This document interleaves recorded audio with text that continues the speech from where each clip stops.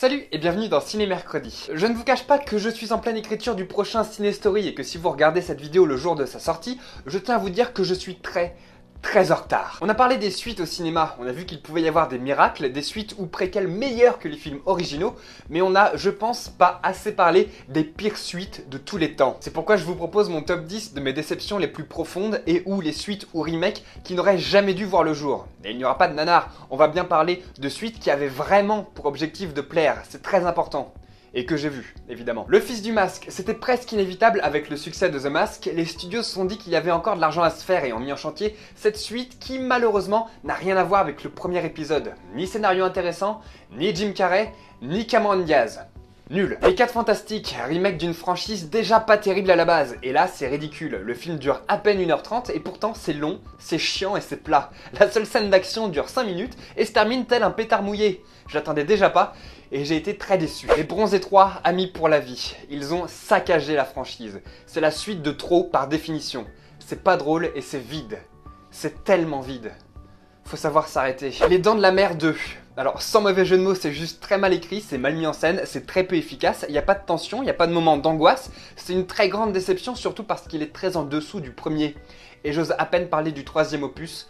C'est trop pour moi. Batman et Robin, on tient là le ridicule par excellence. C'est un naufrage qui vient pourrir la mémoire du Chevalier Noir. C'est simple, il n'y a rien à sauver dans ce film, et pourtant le casting est chargé, mais il n'y a rien à faire vu que les acteurs eux-mêmes en ont rien à foutre. C'est terrible. Taxi 4, cette franchise se dégrade d'épisode en épisode. En fait, j'ai l'impression que s'ils ont sorti ce film, c'est certainement pour voir s'ils étaient capables de faire pire que la dernière fois.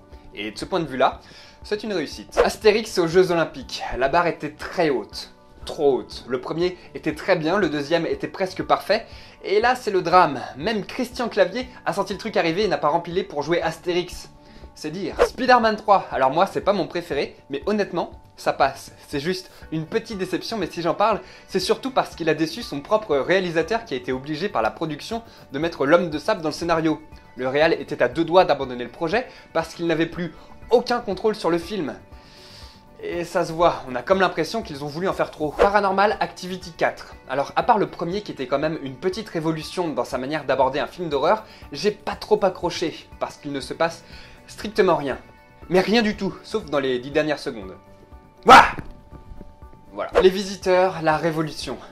Voilà. Est-ce que je dois vraiment en parler? C'est le seul film de ma vie que je n'ai pas pu voir en entier. Parce qu'il est pas bien.